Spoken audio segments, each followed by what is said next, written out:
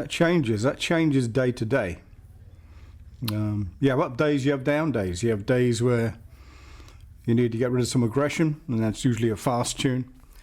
And days where you're in a more relaxed state, and there you're trying to find something with a groove. And it's just as much fun finding that groove as it is flashing around the kit at 500 miles an hour. So that changes. So it could be a highway style one day. It could be When a Blind Man Cries the next one. Your mood dictates what is fun to play every day.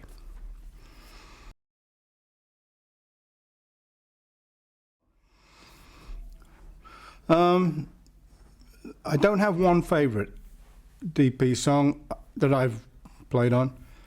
I played on them all. I have tracks where I think I did a really good job, and if I hear them on the radio or somebody playing it, I'm happy to listen along with it and not worry about it. Because any musician, once they've done something, especially in the studio where it's there forever, you notice everything that you think you should have done better, or you know was a small mistake. So those tracks where I don't think of any mistakes, so I know I didn't make any, they're the ones that really make me happy. If I go back to In Rock, Living Wreck's a great tune. Into the Fire's a great tune. If I go to Machine Head, the only one I really didn't like on Machine Head was Never Before, because I thought it was a tough tune to really find anything on. The rest of it I quite like. I don't have any bits I want to talk over when it's being played.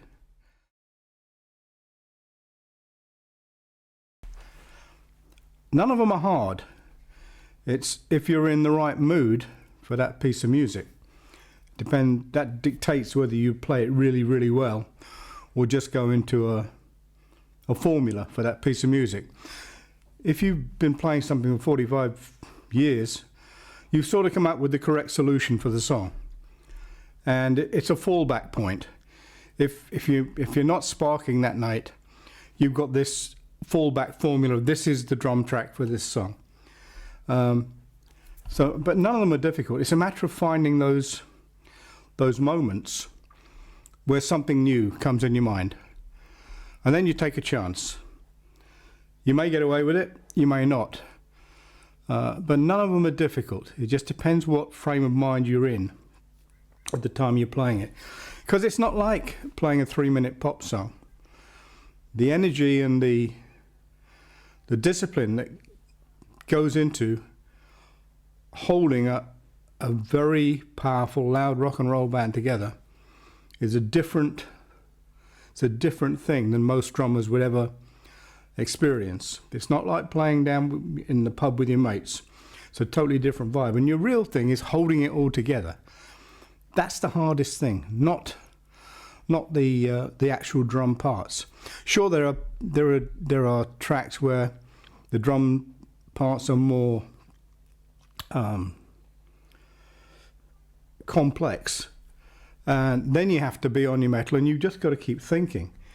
On the simpler songs, you can just know this is coming next, so just roll through it, it's fine. But you take a Burn, or you take a Space Trucking, or one of the more complex pieces, then you have to say, okay, this next bit is coming up, be prepared for it. So that's the only thing. It's about discipline and staying focused on what you're doing. That's the thing with the more complex drum tracks.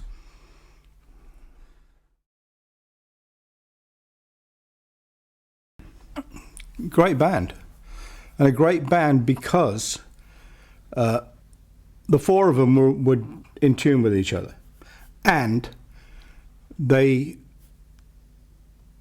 focused on one style of music. They focused on blues music, and they just took African American blues, and they anglicized it, and they powered it up, and they modernized it, and they focused on it perfectly.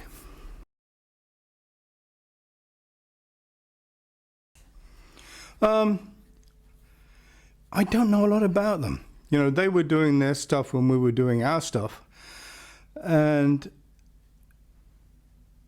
to me it was a little brutal. And that's not saying it's bad or wrong. It just, for me, it was a little brutal.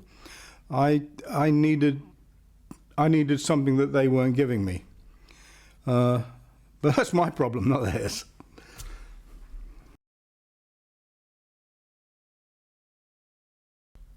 As a drummer, very important.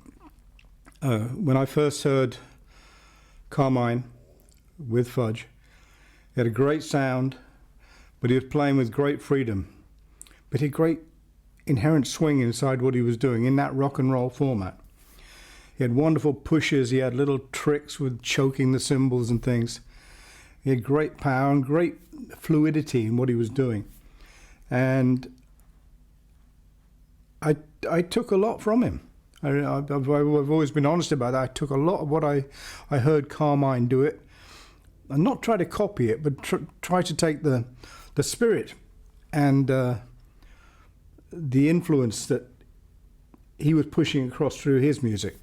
And I use a lot of it to this day. Sorry, Carmine.